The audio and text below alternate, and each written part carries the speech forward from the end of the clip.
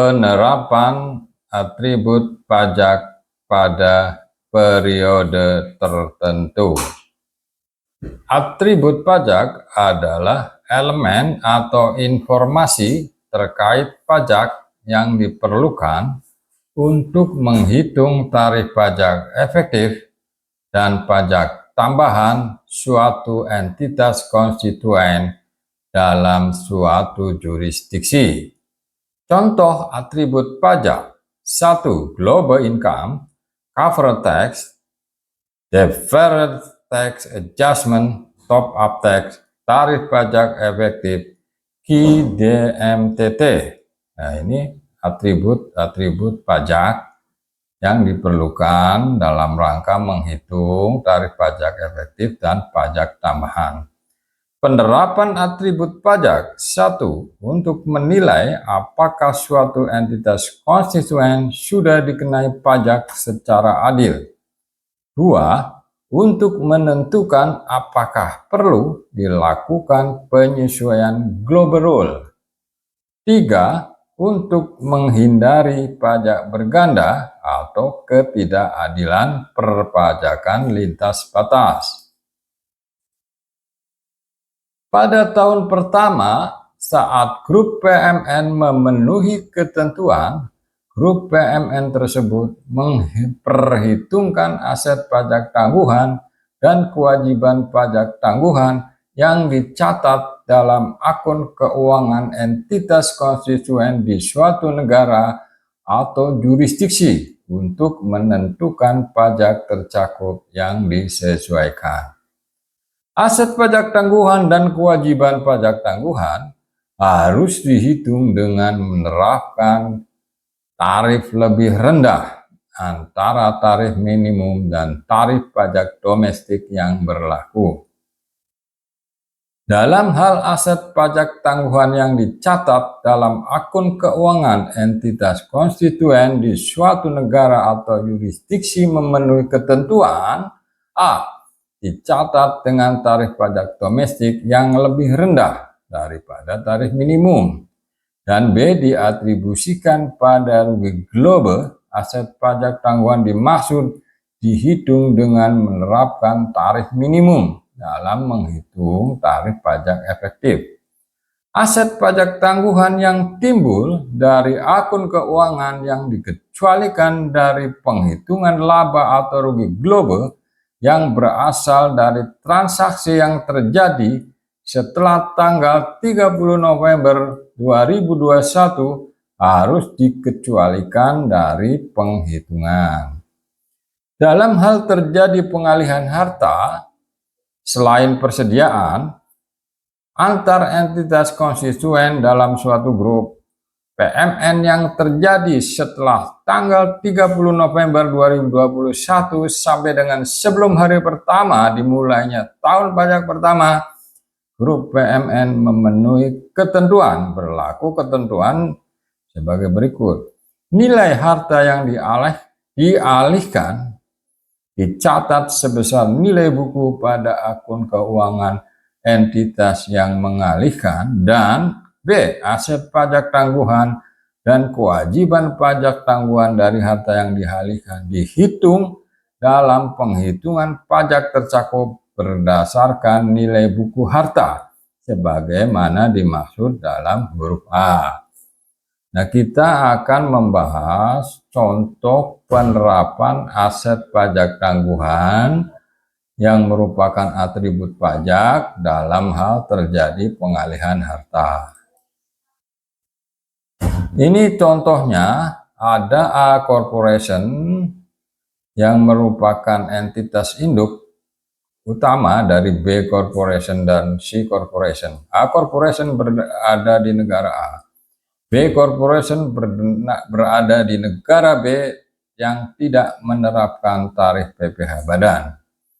C Corporation berlokasi di negara C, mempunyai tarif nominal PPh badan 15%, dan B Corporation memiliki harta tidak berwujud dengan nilai buku 10 juta euro dijual kepada C Corporation yang membayar dengan nilai harga pasar wajar sebesar 110 juta euro.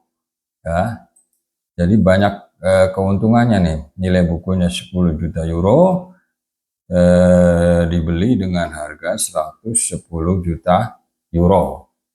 Untuk tahun 2021 dan tahun pajak sebelumnya, A Corporation mengkonsolidasikan harta, kewajiban, penghasilan, biaya, dan arus kas dari B Corporation dan C Corporation dalam laporan keuangan konsolidasi.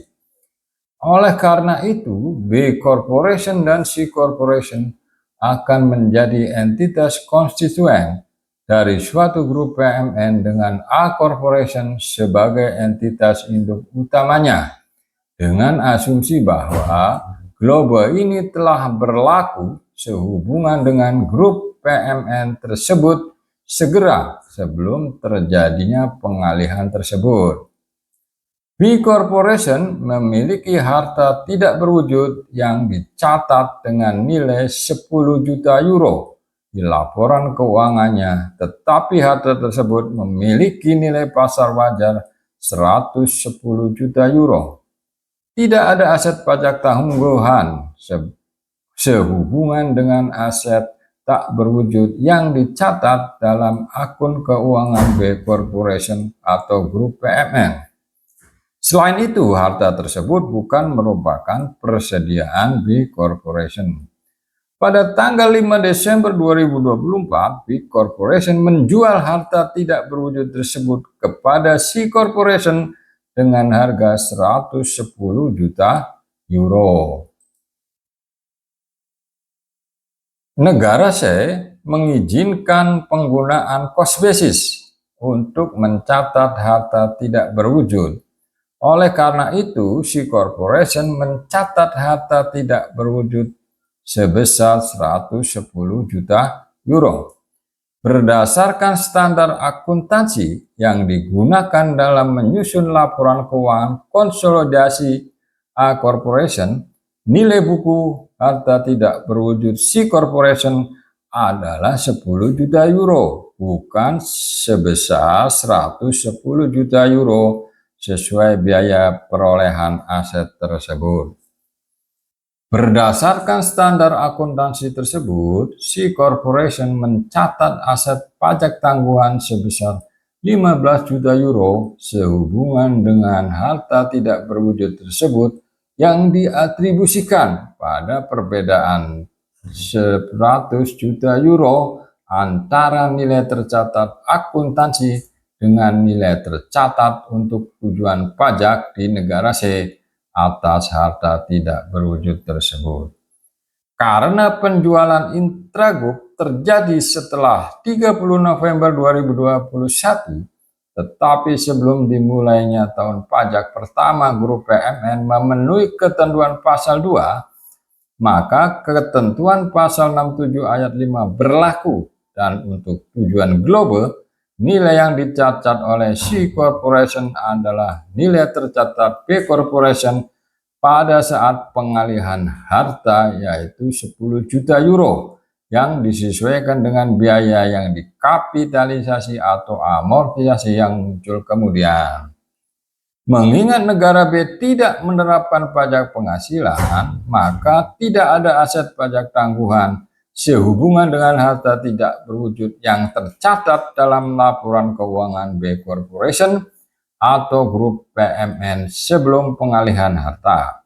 Keuntungan atas pengalihan harta tersebut tidak termasuk dalam penghasilan kena pajak B Corporation dan tidak ada pajak yang dibayarkan terkait pengalihan harta tersebut.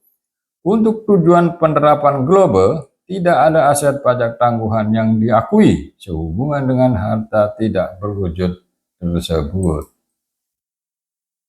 Ini contoh 2. Informasi pada contoh ini sama dengan contoh sebelumnya, kecuali bahwa negara B mengenakan pajak penghasilan dengan tarif nominal 20% dan B Corporation memiliki penghasilan kena pajak lainnya sebesar 20 juta euro setelah mengurangkan biaya 40 juta euro dari total penghasilan 60 juta euro. Jadi data barunya bahwa negara B ini katakanlah menerapkan tarif nominal PBH badan 20%, dan B Corporation ini ada penghasilan 60 juta euro dengan biaya 40 juta euro, sehingga memiliki penghasilan kena pajak 20 juta euro. Penghasilan kena pajak untuk tahun pajak yang berakhir 31 Desember 2021 dari 120 juta euro atau 100 juta euro berasal dari pengalihan harta intragroup dan 20 juta euro dari aktivitas bisnis. Ini aktivitas bisnis ya. Dengan demikian, B Corporation membayar pajak sebesar 24 juta euro atau 20% dari 120 juta euro.